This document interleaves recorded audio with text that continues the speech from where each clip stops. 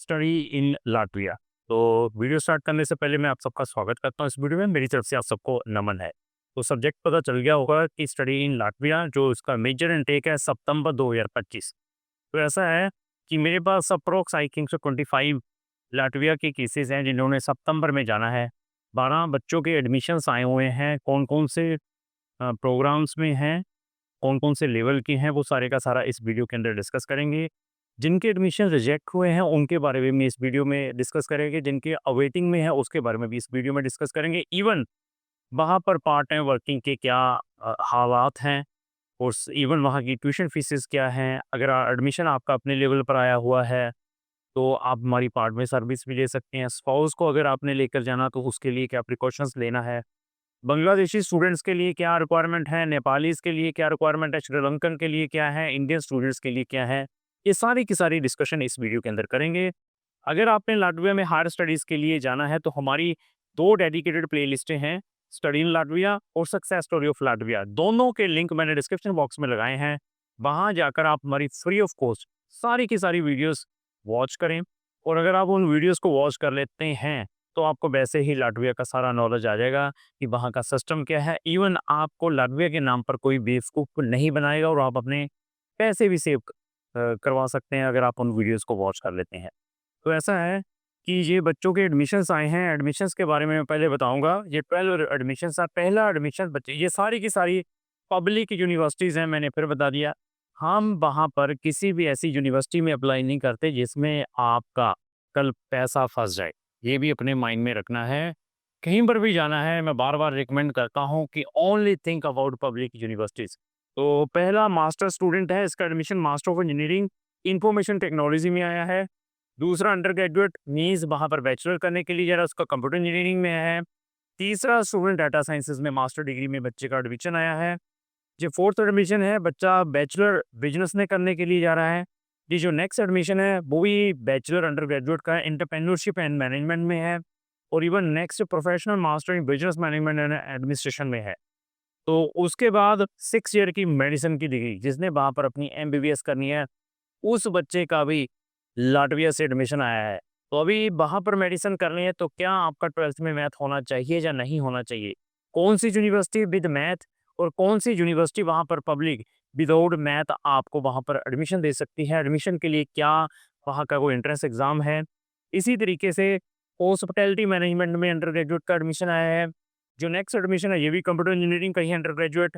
ये नेक्स्ट है public health master degree करने के लिए जा रहा है, वहाँ पर भी बच्चे का एडमिशन आया है। इसी तरीके से सप्लाई चेन मैनेजमेंट में भी मास्टर में एडमिशन आया है बच्चे का और बैचलर इन बायोटेक्नोलॉजी। ये एडमिशन्स बच्चों के आए हैं, ये 12 हैं। इनमें से बच्चों ने कुछ ने फीसें ट्रांसफ़र कर दी हैं, कुछ ने अपनी पीसी से भी अप्लाई कर दी हैं, सब बच्चों ने अप्रॉक्स। अभी ये देखिए कि हमारे 3 एडमिशन रिजेक्ट भी हुए हैं। ये नहीं है कि एडमिशन आ गए, तो 3 एडमिशन बच्चों के रिजेक्ट भी हुए हैं।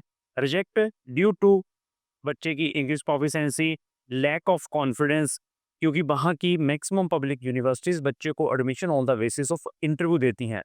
इंटरव्यू कंप्यूटर बेस्ड है या फिजिकल है, दिस इज़ अगेन मतलब डिपेंड है कि आप कौन-सी यूनिवर्सिटी में अपना एडमिशन डाल रहे हैं। तो कुछ यूनिवर्सिटीज़ कंप्यूटर बेस्ड इंटरव्यूज़ लेती हैं, कुछ यूनिवर्सिटीज़ में फिजिकली वहाँ पर सामने बच्चा बैठा होता है, माइक्रोसॉफ्ट के ऊपर जहाँ वो आप ज़ूम मीटिंग के व्हाट्सएवर है, तो वहाँ पर फिजिकली बच्चे से क्वेश्चंस पूछे जाते हैं। तो अभी मेरी एक डेडिकेटेड वीडियो आ रही है specially interview in Latvian universities as well as in embassy. हमारा डेडिकेटेड 2 स्टाफ मेंबर्स हैं जो जस्ट वहाँ के इंटरव्यू की प्रिपरेशंस करवाते हैं। तो ऐसा है कि कुछ बच्चे ये कहते हैं कि जो हम आपको प्रिपेयर करवाते हैं, ये कुछ बच्चों की कंप्लेंट रहती हैं, तो वो रिस्पेक्टिव यूनिवर्सिटी उनमें से सम टाइम कोई क्वेश्चंस नहीं पूछते। तो ऐसा है कि जो भी हम इंटरव्यू की प्रिपरेशंस करवाते हैं, वो सारा का सारा रिकॉर्ड हमारे प्रीवियस स्टूडेंट्स से रिलेटेड होता है जिन्होंने वहाँ पर इंटरव्यूज़ दी होती हैं। तो मे बी अभी वो जो इंटरव्यू ऑफिसर है आपसे डिफरेंट टाइप का क्वेश्चन भी पूछ सकता है क्योंकि हमें तो मालूम नहीं कि उसके माइंड के अंदर क्या चल रहा है। तो हम जो भी टिप्स प्रोवाइड करते हैं, आपको ये प्रिपेयर करने की कोशिश करते हैं कि वहाँ पर इस टाइप की इंटरव्यू होती हैं। तो बाकी प्रेजेंस ऑफ माइंड और कॉन्फिडेंस आपने ज़रूर रखना है जब भी आपने अपनी इंटरव्यूज़ देनी है। तो लाटविया की ट्यूशन फीसेस वही 2500 3000 से स्टार्ट होकर 4045 हैं, जो बच्चे ने डायरेक्टली यूनिवर्सिटीज़ के अकाउंट में डालनी है। एप्लीकेशन फीसेस 200 यूरो हो चुकी हैं, जो कि नॉन रिफंडेबल रहते हैं। जो बच्चों के एडमिशन रिजेक्ट हुए हैं 3-3 यूनिवर्सिटी, जो 3 यूनिवर्सिटी में, तो अभी उनके 200 यूरो भी खराब हुए हैं। तो ऐसे स्टूडेंट्स के लिए हम एक ऑप्शंस देते हैं, अगर आप क्राउन इमिग्रेशन के थ्रू अप्लाई करते हैं। अगर आपका एडमिशन किसी भी यूनिवर्सिटी से रिजेक्ट होता है, तो सेकंड टाइम अगर आप किसी भी यूनिवर्सिटी में फिर अप्लाई करते हैं, जहाँ पर आपकी एप्लीकेशन फ़ीस जाएगी, तो वहाँ पर 50% एप्लीकेशन फ़ीस क्राउन इमिग्रेशन पे आपको प्रोवाइड करेगी। तो ये प्रिविलेज भी ले सकते हैं। और हमारे पास जिन बच्चों के रिजेक्टेड हैं, उनको अनदर कंट्रीज़ ने भी डाला है।